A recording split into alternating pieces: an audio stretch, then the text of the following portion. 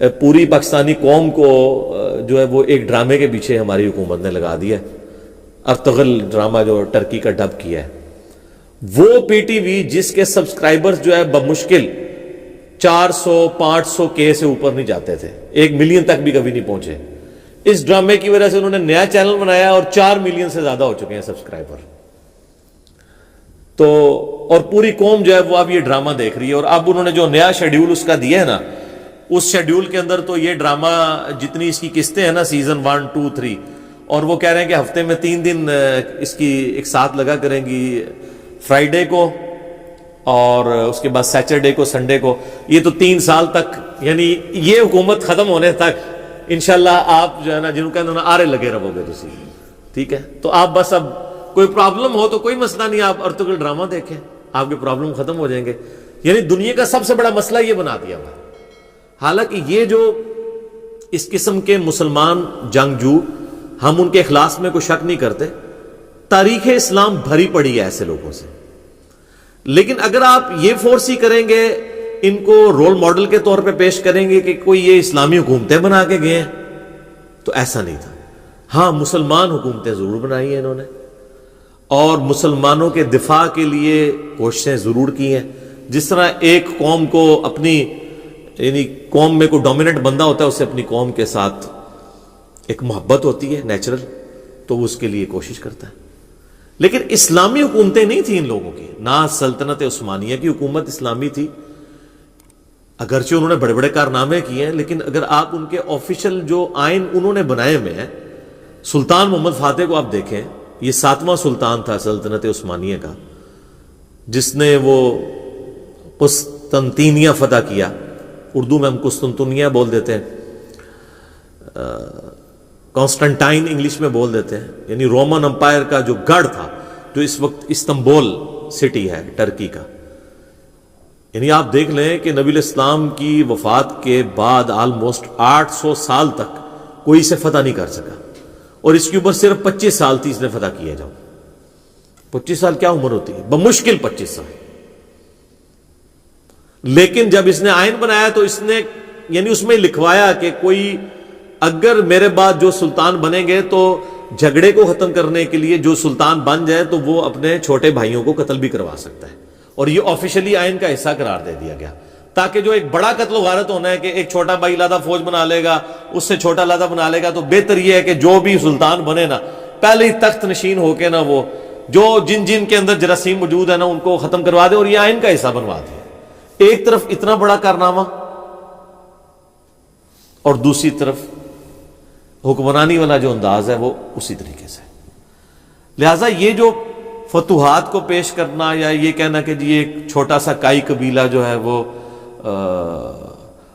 اٹھ کے تو وہ تینوں بر اعظموں کے اوپر چھا گیا, یعنی پہلے ارطغرل, اس کا پھر بیٹا عثمان, جس کے نام کے اوپر وہ سلطنت عثمانیہ, یا چونکہ وہ عربی کو جب ہم اردو میں لکھتے ہیں نا تو عثمان لکھا جاتا ہے نا تو TH کے ساتھ, تو وہ اوٹمان اور اوٹومانم امپائر اس طریقے سے وہ بن گئی, گریٹ اوٹومانم امپائر. حالانکہ وہ سلطنت عثمانیہ ہے, تو اس کو انگلش میں وہ اس طریقے سے پروناؤنس کر دیتے ہیں.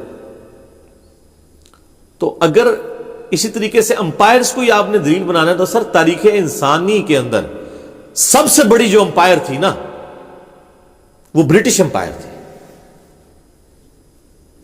انسانیت کی تاریخ میں اتنی بڑی کبھی کوئی امپائر نہیں رہی ہے, نہ صحابہ کرام کی, نہ تابعین کی, نہ تبع تابعین کی. ان کو بھی اتنی بڑی حکومت نہیں ملی جتنی بڑی حکومت انسانی تاریخ میں, یا نبی علیہ السلام سے پہلے بھی رومن اور پرشین امپائرز بھی اتنی بڑی امپائرز نہیں تھی. انسانی تاریخ میں سب سے بڑی جو امپائر ہے نا وہ برٹش امپائر ہے, جہاں پہ سورج ہی غروب نہیں ہوتا تھا.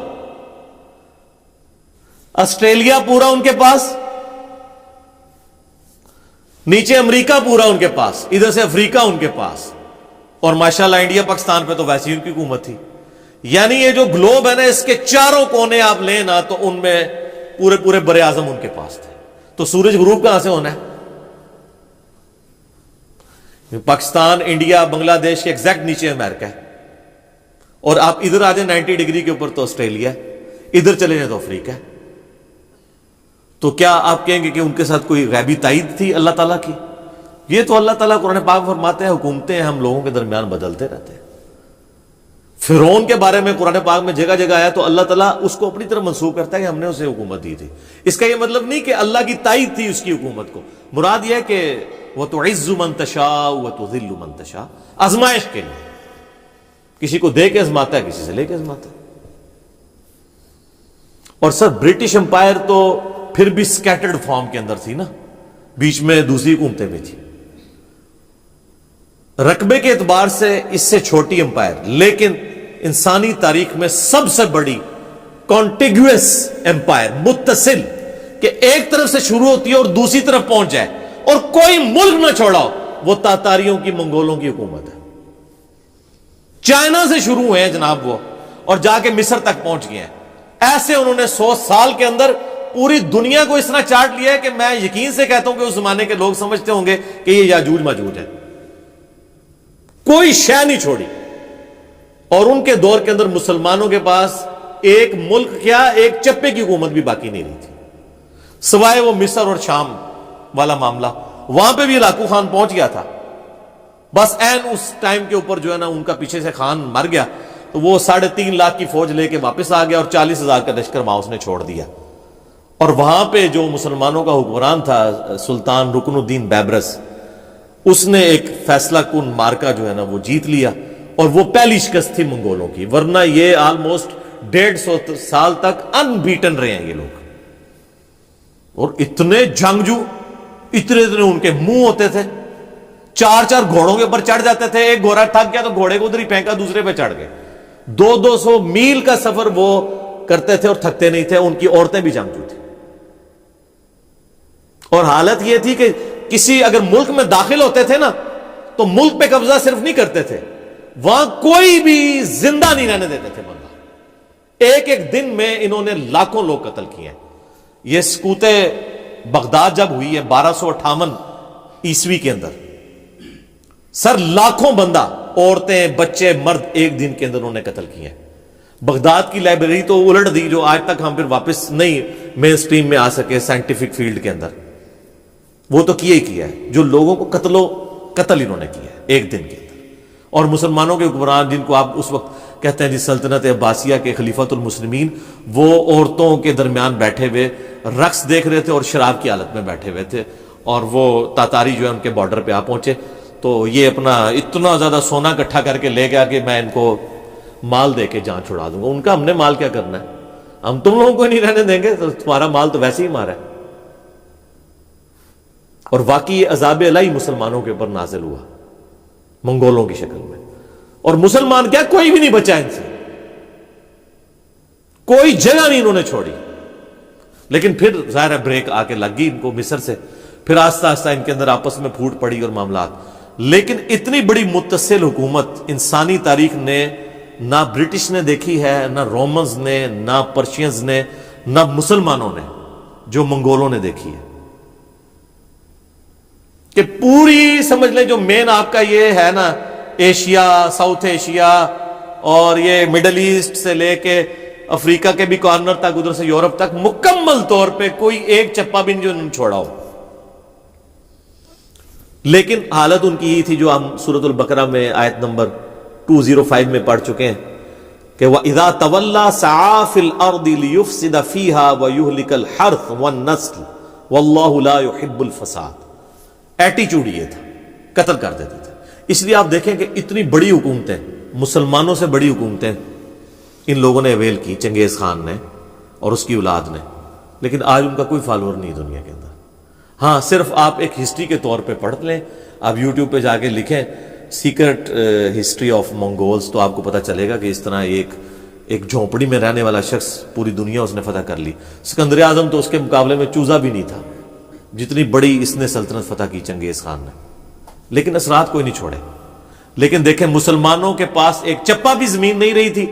آج دیکھ لیں پھر دوبارہ 57-58 ملک ہیں مسلمانوں کے پاس. لیکن یہ نہیں ہوا کہ اسلامک ریولوشن ختم ہو گئی ہو.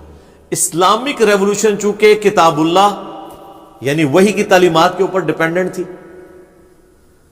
ایک بڑی شخصیت جس نے انسانیت کے اوپر اثرات چھوڑے، اپنے اخلاق کردار کی وجہ سے، یعنی محمد رسول اللہ صلی اللہ علیہ وآلہ وسلم، ہمارے ماں باپ ان پہ قربان ہو، تو اس طرح کا لیڈر تو ان ریولوشنز کے پاس تو کوئی نہیں تھا نا، جنگجو تھے. اور یہی چیز آپ علیہ السلام کو اور باقی جنگجوؤں کو اس میں فرق کرتی ہے کہ نبی علیہ السلام نے انسانیت پہ اثرات چھوڑے. اس لیے ہم کہتے ہیں کہ انقلاب وہ ہے جو نبی علیہ السلام نے برپا کیا ہے. آج دنیا کی ہر گلی میں آپ کو انقلاب نظر آتا ہے. آپ کے سارے حکمران آ کے ادھر آپ یہود و نصارہ بٹھا دیں، یہ سارے ملک یہود و نصارہ کو دے دیں، پھر بھی گلی گلی نمازیں ہوں گی، لوگ اللہ کو یاد کریں گے، لوگ قرآن پڑھیں گے. یہ ہے انقلاب. جو حکومتوں کے اوپر یا یہ ارطغرل ڈرامے کے اوپر ڈیپینڈنٹ نہیں ہوتے کہ اس طرح کرنے سے حکومت حاصل کر کے آپ کو ریولوشن لے آئیں گے. ورنہ اگر حکومتوں سے ریولوشن آتی ہوتی تو منگولوں کی دنیا میں باقیات کیوں نہیں موجود ہے کہ لاکھوں لوگ ان کے بھی فالوور ہوں؟ کوئی نہیں. برٹش بھی دیکھیں کدھر سورج ہی غروب نہیں ہوتا تھا، آج جناب پاکستان کے ایک صوبے جتنی جگہ ہے ان کے پاس. کیوں نہیں؟ اتنی ہے نا. کیا حالت رہ گئی ان کی. لیکن انقلاب ہوا جو نبی علیہ السلام نے برپا کیا. اس چیز کو ایمفسائز کرنا چاہیے. یہ یعنی یہ تلوار کے زور کے اوپر یہ کہنا کہ جی وہ اتنی فتوحات کر لی، تو یہ تو بھائی میرے یہ تو فتوحات کچھ بھی نہیں ہے جو ٹرکس نے کی ہے، جو منگولوں نے کی ہوئی ہے، اگر یہی کرائٹیریا بنا لیا جائے. اور یہاں پہ دیکھ لیں، جب ہم لوگوں کو کہا کرتے تھے نا یار یہ جو عمر سیریز بنی ہے سیدنا عمر کے اوپر، تو یہ دیکھیں آپ عرب والوں نے، جو قطر والوں نے بنائی ہے، اہل سنت نے، یوسف القرضاوی حفظہ اللہ تعالی، آلموسٹ 90 ایئرز ان کی ایج ہے، وہ اس کے کنسلٹنٹ ہیں، اور ان کے شاگرد دنیا میں سب سے بڑے اسلامک ہسٹورین ڈاکٹر علی سلابی، وہ اس کے کنسلٹنٹ ہیں. یہ وہ علماء ہیں کہ جن کے پائے کا کوئی عالم نہیں ہے دنیا میں، حدیث میں، تاریخ میں، قرآن کی تفسیر میں. یہ بڑے لوگ ہیں. مفتی اعظم قطر ہیں یہ یوسف القرضاوی صاحب. ان لوگوں کی کنسلٹنسی کے اندر یہ فلم بنی ہے جس میں ٹرو اسلامک ریولوشن دکھائی گئی ہے. اس وقت مولوی کہتے تھے جناب یہ کیا جی، یہ لوگوں کو فلمیں دیکھنے کا مشورہ دے رہا ہے. آج وہ سارے کے سارے مولوی صرف اس لیے کہ سلطنت عثمانیہ جو ہے وہ چونکہ فقہ حنفی پہ مبنی تھی، اب وہ ان ڈراموں کے فضائل بتا رہے ہیں. آپ دیکھ لیں بریلویوں کے، دیوبندیوں کے، نام نہیں لیتا، سارے مفتی سامنے آ گئے، اور وہ لوگوں کو ارطغرل ڈرامے کے فضائل و برکات بتا رہے ہیں کہ جی اس سے تو بڑا جناب وہ جو ہے دنیا پریشان ہے اس کی وجہ سے، یہ کیا ہو گیا. سر دنیا کو کوئی فرق نہیں پڑتا. جس طرح آپ لوگوں کو پتہ ہی نہیں چلا کہ سوشل میڈیا کے ذریعے ہم آپ لوگوں کے گھروں کے اندر داخل ہو گئے اس دعوت حق کو لے کے، نبی صلی اللہ علیہ وآلہ وسلم کی. آج آپ سب چیخ رہے ہیں لیکن آپ سے بات نکل چکی ہے. ہمارے پاس کوئی مسجد نہیں، کوئی مدرسہ نہیں، ٹھیک ہے، کوئی سٹوڈنٹ نہیں اس طرح کے جو لانچ کر دیں. آپ کے ایک ایک فرقے کے 40-50 ہزار مدارس ہیں، لاکھوں میں علماء ہیں اور ملینز میں سٹوڈنٹس ہیں. وہ سارے ہماری ویڈیوز دیکھ رہے ہیں، اکثریت ان میں سے. تو پریکٹیکلی تو حکومت ہمارے پاس تو کچھ بھی نہیں ہے. حقیقت بات ہے، ہم تو کسی مسجد میں امام تو بڑی دور کی بات ہے، ہمیں تو مقتدی کی حیثیت سے کھڑا ہوتے ہوئے ڈر لگتا ہے کہ ہمیں کہیں گے بھائی ادھر سے نکلو. لیکن بے تاج بادشاہ بنے ہوئے. کیوں؟ کہ وقت کو بھانپ لیا کہ اس وقت ضرورت کیا ہے. تو میرے بھائی اس وقت ارطغرل ڈرامے کی ضرورت نہیں ہے، لوگوں کو اس کتاب کے ساتھ جوڑنے کی ضرورت ہے، اس شخصیت کے ساتھ جوڑنے کی ضرورت ہے جس پہ یہ کتاب نازل ہوئی ہے. اس کو بھی اللہ تعالیٰ نے سورۃ البقرہ میں فرمایا نا، ھدی للناس وبینات من الہدی والفرقان. یہ کتاب وہ ہے جو انسانیت کے لیے ہدایت ہے، کسی ایک گروہ یا طبقے کے لیے نہیں. وبینات من الہدی، اور اس میں ہدایت کے روشن دلائل ہیں، والفرقان، اور یہ حق اور باطل میں تمیز کرنے والی کتاب ہے. اور صحیح بخاری میں حدیث ہے، محمد فرق بین الناس، محمد صلی اللہ علیہ وآلہ وسلم بھی لوگوں میں حق اور باطل میں تمیز کرنے والے. تو آپ الفرقان اس کتاب، اور یہ کتاب جو کتاب جس کو کہتے ہیں مجسم محمد رسول اللہ صلی اللہ علیہ وآلہ وسلم کی مبارک ذات، اس کے ساتھ لوگوں کو جوڑے، وہ ریولوشن ہے. حکومتیں حاصل کرنے سے کچھ نہیں ہوتا، فتوحات کرنے سے کیا ہوتا ہے؟ کچھ بھی نہیں ہوتا. باقی جو نیگیٹو اعمال ہیں وہ بھی چلتے رہے آپ کے سامنے کہ کیا کچھ یہ لوگ کرتے رہے.